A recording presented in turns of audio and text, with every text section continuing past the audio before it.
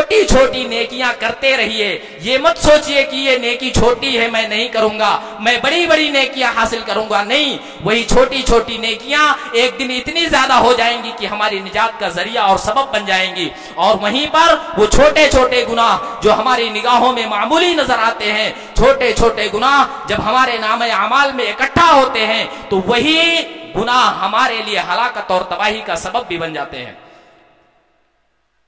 अब्दुल्लाह इब्न मसऊद रज़ियल्लाहु ताला अन्हु, सहीह तरगीब वगैरह की रिवायत है, अल्लामा अलबानी रहमतुल्लाह अलैह ने इस हदीस को सही करार दिया है। कहते हैं अब्दुल्लाह इब्न मसऊद रज़ियल्लाहु ताला अन्हु कहते हैं कि अल्लाह के रसूल सल्लल्लाहु अलैहि वसल्लम ने एक मिसाल दे करके छोटे छोटे गुनाहों के बारे में बताया है। वो क्या बताया? चंद अफराद हैं, किसी सफर पे हैं, अचानक जंगल में पहुंचे, उन लोगों को भूख और प्यास महसूस हुई। तमाम लोगों ने अपनी गठरी वहां पे उतारी और जंगल में लकड़ियां चुनने के लिए चले गए। सब आदमी अपने अपने हिस्से की एक लकड़ी लेकर के आए। जब सबकी लकड़ियां इकट्ठा की गई तो इतनी ज्यादा लकड़ियां हो गई कि जब उन लकड़ियों को जलाया गया तो तमाम लोगों का खाना बन करके तैयार हो गया। सबने खाना खाया और अपने रास्ते पे चल पड़े। इस हदीस में समझना यह है, एक लकड़ी की कोई कीमत नहीं है। एक लकड़ी के अंदर इतनी ताकत नहीं कि वो 10 आदमियों का खाना बना दे। एक लकड़ी के अंदर इतनी कुव्वत नहीं है कि वो 100 लोगों का खाना बना करके तैयार कर दे। लेकिन वही 100 आदमी जब एक एक लकड़ी लेकर के आएंगे और लकड़ियां 100 होंगी तो उन 100 लकड़ियों के अंदर इतनी कुव्वत आ जाएगी कि खाना बन करके तैयार हो जाए। बिल्कुल यही मिसाल गुनाहों की भी है। एक गुनाह हमारी निगाह में मामूली है, एक गुनाह हमारी निगाह में हकीर है, एक गुनाह हमारी निगाह में बहुत छोटा है, लेकिन बार बार लगातार कंटिन्यू इस्तेमरार के साथ जब बंदा गुनाह करता रहता है और उसके नामे आमाल में वो छोटे छोटे गुनाह जमा होते रहते हैं तो वो गुनाह एक दिन इतने अजीम हो जाते हैं, सब गुनाह जमा होकर के इस दिन इतने बड़े हो जाते हैं कि उन गुनाहों के अंदर इतनी कुव्वत और इतनी तासीर पैदा हो जाती है कि हमारे पूरे नामे आमाल को नेकियों से खाली कर दें। इसलिए किसी अमल को कभी हकीर मत समझो और खुसूसन इन अय्याम में अपने आप को गुनाहों से बचाओ, अपने आप को मासियत और नाफरमानी से बाज रखो। हमेशा अपनी जुबान को अल्लाह रब्बुल आलमीन के जिक्र से तर रखो।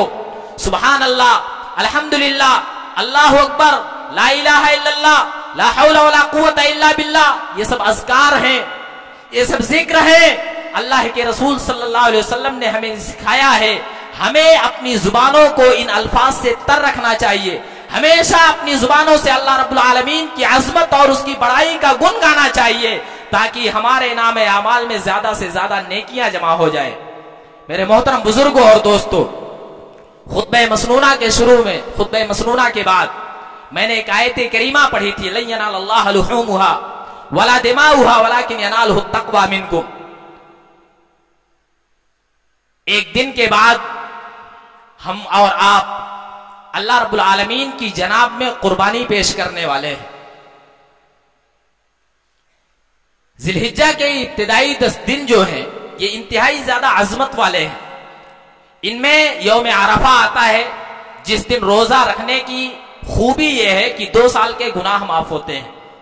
कल अरफा का दिन है, इसलिए हमें रोजे का एहतमाम करना चाहिए। अरफा के बाद फिर कुर्बानी का दिन आता है।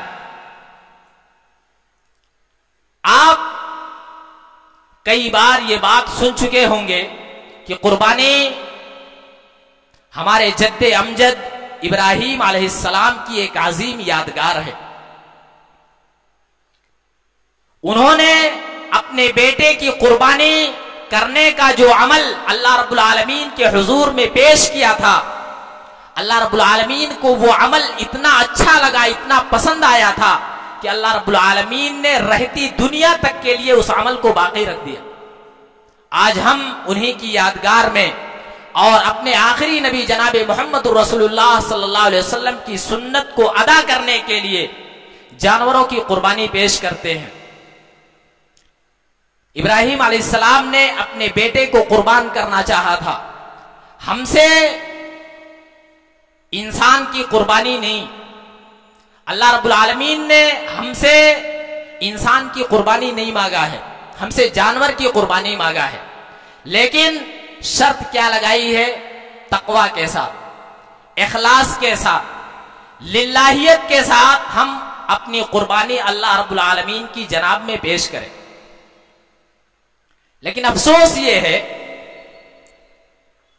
کہ آج مرور ایام کے ساتھ ساتھ جیسے جیسے زمانہ ترقی کر رہا ہے، ہم اپنے شعائر کو بھول کر کے لوگوں سے فخر و مباحات کرتے ہوئے زیادہ سے زیادہ قیمت کا بکرا خرید کے لاتے ہیں اور لوگوں پر فخر جتانے کی کوشش کرتے ہیں کہ میرا بکرا اتنے کا ہے، میں نے اتنے روپے اللہ رب العالمین کی راہ میں قربان کیے۔ میرے بھائیوں، قربانی یہ دین کا شعار ہے، قربانی یہ دین کا شعار ہے، اور اس شعار پر عمل کرنے میں خلوص چاہیے، للہیت چاہیے، تقوی چاہیے، دکھاوا نہیں، ریاکاری نہیں، نمود اور نمائش نہیں۔ جو عمل ریاکاری سے مزین ہوتا ہے، جس عمل میں نمود اور نمائش اور دکھاوا پایا جاتا ہے، آپ جان لیجئے کہ وہ عمل اللہ رب العالمین کی نگاہ میں ذرہ برابر بھی مقبولیت کا درجہ نہیں رکھتا ہے۔ اس لیے اپنی نیتوں کی ابھی سے اصلاح کر لیجئے، اپنی نیتوں میں خلوص پیدا کر لیجئے اور سوچئے کہ ہم نے اللہ رب العالمین کی رضا کے لیے، ہم نے اللہ رب العالمین کو خوش کرنے کے لیے، ہم نے اللہ رب العالمین کا پیار پانے کے لیے، اللہ رب العالمین کی خوشنودی حاصل کرنے کے لیے ہم یہ جانور اللہ کی راہ میں قربان کر رہے ہیں۔ پڑوسیوں کو جلانے کے لیے، بچوں کی خوشی کے لیے یا کسی اور مقصد کے لیے، اگر ہمارے ذہن میں ذرہ برابر بھی ایسا خیال ہے تو ہم اس خیال کو تج دیں، اس خیال کو اپنے ذہن و دماغ سے نکال دیں اور یہ سوچیں کہ ہم اپنا یہ فریضہ اللہ رب العالمین کے دین کے ایک شعار کو پورا کرنے کے لیے کر رہے ہیں۔ ہم اپنا یہ فریضہ اللہ رب العالمین کو راضی کرنے کے لیے کر رہے ہیں۔ ہم نے بچوں کی خوشی کے لیے جانور نہیں خریدا، اپنے پڑوسیوں کو جلانے کے لیے 15-20 ہزار کا بکرا ہم نے نہیں باندھا ہے، بلکہ ہم نے اللہ رب العالمین کو راضی کرنے کے لیے بکرا باندھا ہے۔ ورنہ یہ بات یاد رکھیں، اگر ہمارے عمل سے خلوص اور للہیت نکل گئی، تقوی نکل گیا، تو وہ عمل اللہ کی نگاہ میں کبھی بھی مقبول نہیں ہے۔ آپ جانتے ہیں آدم علیہ السلام کے 2 بیٹوں کا ذکر اللہ رب العالمین نے قرآن میں کیا ہے۔ دونوں نبی کے بیٹے ہیں، دونوں نے اپنی اپنی قربانی پیش کی، ایک کی قربانی قبول ہو گئی، دوسرے کی رد کر دی گئی۔ قابیل جو بھائی تھا وہ غصہ ہوا اور کہا کہ تیری قربانی اللہ نے قبول کر لی ہے، میری نہیں قبول کی ہے، اس لیے میں بدلے میں تجھے مار ڈالوں گا، تجھے قتل کر دوں گا۔ حابیل کچھ نہیں بولا، بلکہ ایک سنجیدہ سا جواب دیا، اور وہ جواب اللہ کو اتنا پیارا آیا، اللہ رب العالمین کو وہ جواب اتنا پسند آیا کہ اللہ رب العالمین نے قیامت تک آنے والے تمام انسانوں کے لیے حابیل کے اس جواب کو قبولیت عمل کی شرط قرار دیا۔ حابیل نے کیا کہا؟ انما یتقبل اللہ من المتقین، اللہ رب العالمین صرف متقیوں کے عمل کو قبول کرتا ہے، اللہ رب العالمین صرف متقیوں کے عمل کو قبول کرتا ہے، اللہ رب العالمین ریاکاروں کے عمل کو قبول نہیں کرتا، اللہ دکھانے والوں کے عمل کو قبول نہیں کرتا، اپنے پڑوسیوں پر فخر جتلانے کے لیے جو عمل کرتا ہے اللہ اس کے عمل کو قبول نہیں کرتا، بلکہ جو اللہ رب العالمین کی خوشنودی، اس کی رضا اور اس کی چاہت کے لیے، اللہ رب العالمین کو راضی کرنے کے لیے جو عمل کیا جاتا ہے، اللہ رب العالمین صرف انہی عمل کو قبول کرتا ہے۔ اس لیے میرے محترم بزرگوں اور دوستوں، ہم اپنی قربانیوں میں خلوص پیدا کریں، اپنی قربانیوں میں للہیت پیدا کریں۔ لیکن ایک چیز اور ذکر کر کے میں اپنی بات کو ختم کرتا ہوں، وہ یہ ہے کہ ہم اور آپ قربانی تو کرتے ہیں، لیکن اپنے آپ کو یا اللہ رب العالمین کو بہت بڑا دھوکہ دیتے ہیں۔ وہ کیا ہے؟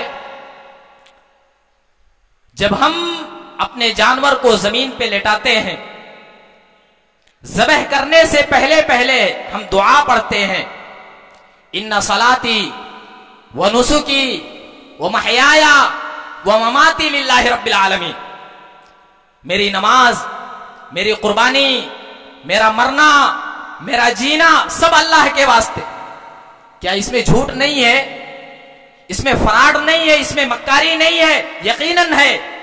جو لوگ نماز نہیں پڑھتے ہیں وہ لوگ بھی یہ دعا پڑھتے ہیں، جو لوگ نماز پڑھنے کے لیے مسجد میں حاضر نہیں ہوتے وہ لوگ بھی اس دعا کا اہتمام کرتے ہیں اور اللہ رب العالمین کے سامنے کہتے ہیں، انا صلاتی و نسکی و محیایا، اے اللہ میری نماز اور میری قربانی سب تیرے لیے۔ کیا یہ جھوٹ نہیں ہے؟ نماز پڑھنے کے لیے کبھی مسجد میں نہیں آتا، اللہ رب العالمین کے سامنے کھڑ کر کے جھوٹ بول رہا ہے کہ اللہ میں نماز تیرے لیے پڑھتا ہوں، کبھی نماز نہیں پڑھتا اور جھوٹ بولتا ہے کہ اللہ میں تیرے لیے نماز پڑھ رہا ہوں۔ میرے بھائیوں، فراڈ نہیں، عیاری نہیں، مکاری نہیں، خلوص اور للہیت کے ساتھ علماء نے یہ بات بیان کی ہے کہ جو آدمی نماز نہیں پڑھتا ہے، جو نمازوں کا اہتمام نہیں کرتا ہے، اگر ایسا شخص کبھی قربانی کر دے تو اس کا ذبیحہ حلال نہیں ہے بلکہ حرام ہے۔ اس آدمی کا ذبح کیا ہوا جانور حلال نہیں بلکہ حرام ہے جو نماز نہیں پڑھتا ہے، کیونکہ نماز نہ پڑھنے والے کو اکثر علماء کرام نے کافر قرار دیا ہے، اور کافر کا ذبیحہ کبھی بھی مسلمان کے لیے حلال نہیں ہو سکتا ہے۔ اس لیے میرے محترم بزرگوں اور دوستوں، وعدہ کرو، عہد کرو، آج سے ہم نماز کبھی نہیں چھوڑیں گے، ہم اللہ رب العالمین کا تقوی اختیار کریں گے، اپنے سارے اعمال اللہ رب العالمین کی رضا اور اس کی خوشنودی کے لیے انجام دیں گے۔ اللہ رب العالمین مجھے اور آپ کو ان ایام کی عظمت کو سمجھنے کی توفیق عطا فرمائے۔ اللہ رب العالمین ہمارے تمام اعمال کو شرف قبولیت بخشے۔ اللہ رب العالمین ہماری قربانیوں کو قبول فرمائے۔ اللہ رب العالمین ہمیں زیادہ سے زیادہ خیر کے کام انجام دینے کی توفیق عطا فرمائے۔ الہ العالمین ہم میں اگر کوئی بیمار ہے تو انہیں شفائے کاملہ عاجلہ عطا فرما، ہم میں اگر کوئی پریشان حال ہے مولا تو اس کی پریشانی کو دور فرما۔ الہ العالمین ہم میں اگر کوئی مقروض ہے تو اسے قرض کی ادائیگی کی توفیق عطا فرما۔ الہ العالمین تمام مسلمانوں کے علم میں، عمل میں، رزق میں، مال میں، اولاد میں اور عمر میں برکت عطا فرما۔ الہ العالمین تو ہمیں جب تک زندہ رکھ، دین اسلام پر زندہ رکھ، اور ہمارا خاتمہ ہو تو ایمان پر ہمارا خاتمہ ہو۔ آمین۔ وآخر دعوانا ان الحمد للہ رب العالمین۔